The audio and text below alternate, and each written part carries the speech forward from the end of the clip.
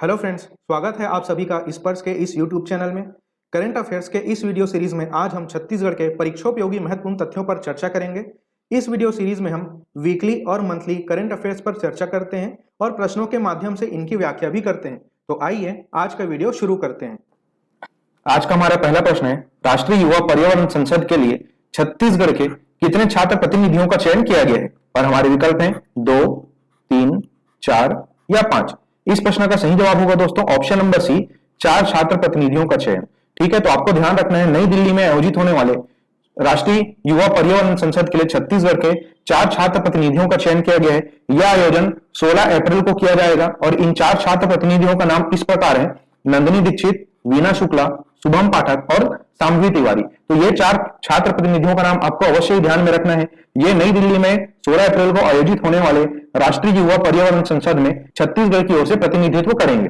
बढ़ते हैं अगले प्रश्न की ओर। हमारा दूसरा प्रश्न है, राष्ट्रीय पंचायत पुरस्कार 2022 में कबीरधाम जिला पंचायत को कौन सा पुरस्कार प्राप्त हुआ है? और हमारे विकल्प हैं नानाजी देशमुख राष्ट्रीय गौरव ग्राम सभा पुरस्कार, दीनदयाल उपाध्याय पंचायत सशक्तिकरण पुरस्कार, बाल हितैषी ग्राम पंचायत पुरस्कार या ग्राम पंचायत विकास योजना पुरस्कार। इस प्रश्न का सही जवाब होगा दोस्तों option number B, Deendayal Upadhyaya panchayat सशक्तिकरण पुरस्कार। तो इसके लिए आपको ध्यान में रखना है छत्तीसगढ़ राज्य के कबीरधाम जिला पंचायत को। ठीक है, और यह पुरस्कार किस लिए दिया जाता है इसकी चर्चा हम कर लेते हैं। तो जैसा कि आप स्क्रीन पर देख पा रहे हैं, सेवाओं और सार्वजनिक वस्तुओं के वितरण में सुधार के लिए हर एक स्तर पर पंचायती राज संस्थानों द्वारा किए गए अच्छे कार्य की मान्यता के लिए सबसे अच्छा प्रदर्शन जो पंचायत करेगी उस पंचायत को यह पंडित दीनदयाल उपाध्याय पंचायत सशक्तिकरण पुरस्कार जो है दिया जाता है। क्लियर है? बढ़ते हैं अगले प्रश्न की ओर। हमारा तीसरा प्रश्न है, हाल ही में बस्तर की किस पर्वतारोही ने हिमालय के माउंट लाउत्से पर चढ़ाई पूरी कर ली है? और हमारे विकल्प हैं नैना सिंह धाकर, राहुल गुप्ता, चित्रसेन साहू या निशु सिंह। इस प्रश्न का सही जवाब होगा दोस्तों option number A, Naina Singh धाकर। दोस्तों नैना सिंह धाकर छत्तीसगढ़ की बहुत ही चर्चित पर्वतारोही है। इनके बारे में आपने पहले भी अध्ययन किया होगा और हाल ही में इन्होंने हिमालय के माउंट लाउत्से पर अपनी चढ़ाई पूरी कर ली है। इससे पहले नैना सिंह धाकर ने वर्ष 2021 में माउंट एवरेस्ट पर भी फतह हासिल कर ली है। विकल्प में आपको कुछ और नाम दिखाई दिए होंगे, राहुल गुप्ता, चित्रसेन साहू और निशु सिंह। ये नाम भी पर्वतारोहण के क्षेत्र से संबंधित है। इसमें एक सबसे महत्वपूर्ण नाम आपको दिखाई दे रहा है चित्रसेन साहू, जिनके बारे में आप सभी जानते होंगे और इनके बारे में हाल ही में सीधी व्यापम की आयोजित परीक्षा में पूछा गया था। ठीक है, एक चीज आप अवश्य रूप से ध्यान रखेंगे, चित्रसेन साहू जी के दोनों पैर नहीं होने के बावजूद इन्होंने पर्वतारोहण के क्षेत्र में ख्याति प्राप्त किया है, इसलिए इन्हें जिस नाम से जाना जाता है ये आप अवश्य ही ध्यान में रखिएगा। तो पूरे भारत भर में इन्हें ब्लेड रनर के नाम से जाना जाता है, यह नाम अवश्य ही ध्यान में रखिएगा। ठीक है, बढ़ते हैं हमारे चौथे प्रश्न की ओर।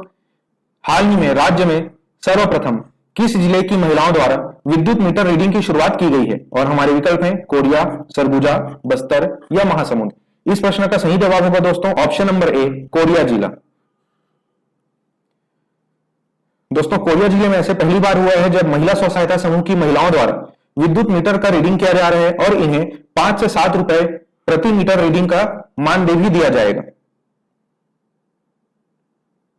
हमारा पांचवा प्रश्न है, राम वन गमन पर्यटन परिपथ के द्वितीय स्थल के रूप में किस स्थान को विकसित किया जाएगा? और हमारे विकल्प हैं रामाराम, सीतामढ़ी हर चौका, तुरतुरिया आश्रम या शिवरी नारायण। इस प्रश्न का सही जवाब होगा दोस्तों option number D, Shivri Narayan. दोस्तों आप सभी को पता ही होगा, राम वनगमन पर्यटन परिपथ छत्तीसगढ़ के एक महत्वाकांक्षी पर्यटन योजना है जिसके प्रथम स्थल के रूप में रायपुर के चंदखुरी को विकसित किया जा चुका है और द्वितीय स्थल के रूप में हाल ही में शिवरी नारायण को विकसित किया जाएगा। अगर आप इस पर्यटन परिपथ की कुल लंबाई की बात करें जिसके बारे में पूर्व आयोजित परीक्षाओं में प्रश्न पूछा जा चुका है, तो इस परिपथ की कुल लंबाई आपको ध्यान में रखनी है 2260 किलोमीटर। बढ़ते हैं अगले प्रश्न की ओर।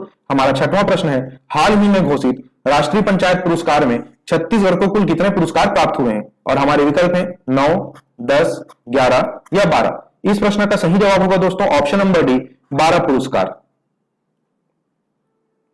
तो दोस्तों 12 पुरस्कार जो है किस किस वर्ग में कौन से पंचायत को मिला इसकी चर्चा भी हम कर लेते हैं। सबसे पहले तो बात यही है, टेबल में आपको ध्यान रखना है कि छत्तीसगढ़ को कुल 12 पुरस्कार प्राप्त हुए हैं राष्ट्रीय पंचायत पुरस्कार 2022 में। और राष्ट्रीय पंचायत पुरस्कार जो है 4 श्रेणियों में दिया जाता है, जिसमें सबसे पहले हम चर्चा करेंगे पंडित दीनदयाल उपाध्याय ग्राम पंचायत सशक्तिकरण पुरस्कार। इसमें अगर हम जिला वर्ग की बात करें तो यह पुरस्कार दिया गया है कबीरधाम जिला पंचायत को, जिसकी चर्चा हम अभी कुछ प्रश्न पहले किए थे। ब्लॉक वर्ग की बात करें तो इसमें छत्तीसगढ़ से पाटन व सूरजपुर को पुरस्कृत किया गया है। और ग्राम पंचायत वर्ग में छत्तीसगढ़ के 6 पंचायतों को पंडित दीनदयाल उपाध्याय ग्राम पंचायत सशक्तिकरण पुरस्कार दिया गया है। और ये 6 ग्राम पंचायत है धमतरी जिले का छिपली और धमतरी जिले का ही हरदी भाटा, इसके अलावा कोरिया जिले का चिरमी, बारोद जिले का पैरी, सूरजपुर का बसदेई और कबीरधाम जिले का केजेदाह। तो ये नाम आपको अवश्य ध्यान में रखने। दूसरे श्रेणी की अगर हम बात करें तो नानाजी देशमुख राष्ट्रीय गौरव ग्राम सभा पुरस्कार दिया गया है रायपुर जिले के सरोरा ग्राम पंचायत को। तीसरे श्रेणी की अगर बात करें तो ग्राम पंचायत विकास योजना पुरस्कार यानी जीपीडीपी पुरस्कार दिया गया है दुर्ग जिले के जेवरा ग्राम पंचायत को। और चौथे श्रेणी की अगर हम बात करें जो कि है बाल हितैषी ग्राम पंचायत पुरस्कार, यह दिया गया है बनचरौदा ग्राम पंचायत को जो कि रायपुर जिले के आरंग विकासखंड के अंतर्गत आता है। तो ये सभी पंचायतों के नाम और कुल 12 पुरस्कार छत्तीसगढ़ को प्राप्त हुए हैं, ये आपको अवश्य ध्यान में रखना है। बढ़ते हैं अगले प्रश्न की ओर। हमारा 7वां प्रश्न है राष्ट्रीय जनजाति साहित्य महोत्सव 2022 का आयोजन कहां किया जाएगा? और हमारे विकल्प हैं जशपुर, सुकमा, बेमेतरा या रायपुर। इस प्रश्न का सही जवाब होगा दोस्तों ऑप्शन नंबर डी, रायपुर। दोस्तों रायपुर में आयोजित होने वाले राष्ट्रीय जनजाति साहित्य महोत्सव 2022 के बारे में मैंने पिछले महीने भी आपसे चर्चा किया था। तो आपको ध्यान रखना है यह 3 दिवसीय आयोजन 19 से 21 अप्रैल तक रायपुर में किया जाएगा। पहले यह आयोजन 13 से 15 अप्रैल के मध्य होना था, लेकिन तिथि में परिवर्तन करते हुए इसे 19 से 21 अप्रैल कर दिया गया है। और इस दौरान राज्य स्तरीय जनजाति नृत्य महोत्सव एवं जनजाति कला तथा चित्रकला प्रतियोगिता का भी आयोजन किया जाएगा। और इससे संबंधित आपको छत्तीसगढ़ के मंत्री का नाम ध्यान रखना है। जैसा कि आप देख पा रहे हैं कि छत्तीसगढ़ के वर्तमान आदिम जाति तथा अनुसूचित जाति विकास मंत्री हैं डॉक्टर प्रेम साय सिंह टेकाम जी। तो इनका नाम आपको अवश्य ध्यान में रखना है। बढ़ते हैं अगले प्रश्न की ओर।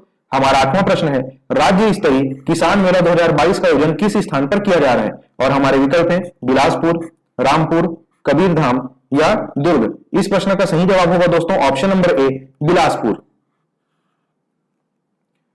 तो दोस्तों आपको ध्यान रखना है 3 दिवसीय किसान मेले का आयोजन 13 से 15 अप्रैल के मध्य बिलासपुर में किया जाएगा।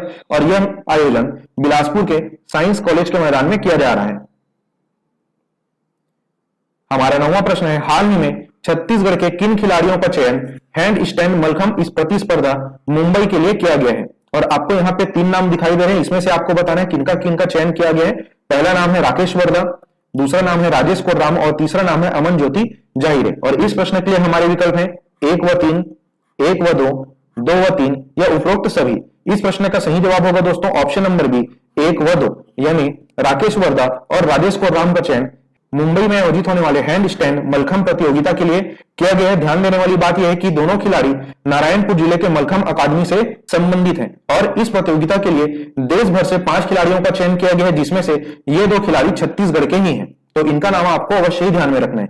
बढ़ते हैं अगले प्रश्न की ओर। हमारा 10वां प्रश्न है छत्तीसगढ़ के शशांक सिंह आईपीएल 2022 में किस टीम का हिस्सा है? और दोस्तों इस प्रश्न की चर्चा मैं पिछले वीडियो में भी कर चुका हूं, तो यह जवाब आपको अवश्य ही पता होना चाहिए। इस प्रश्न के लिए हमारे विकल्प हैं Chennai super Kings, Punjab Kings, Sunriser Hyderabad या गुजरात टाइटंस। इस प्रश्न का सही जवाब होगा दोस्तों option number C, Sunriser Hyderabad. तो शशांक सिंह जो कि छत्तीसगढ़ के क्रिकेटर हैं, इनका चयन आईपीएल 2022 में किया गया है। और ये आईपीएल 2022 में चुने जाने वाले छत्तीसगढ़ के एकमात्र खिलाड़ी हैं। और इस वर्ष शशांक सिंह सनराइजर हैदराबाद टीम का हिस्सा है। क्लियर है? तो दोस्तों आज के वीडियो में सिर्फ इतना ही। जल्द मिलूंगा मैं आपसे अगले सप्ताह की छत्तीसगढ़ करंट अफेयर्स की नई वीडियो के साथ। तो इंतजार कीजिए हमारी अगली वीडियो का। इस वीडियो को अंत तक देखने के लिए आपका धन्यवाद।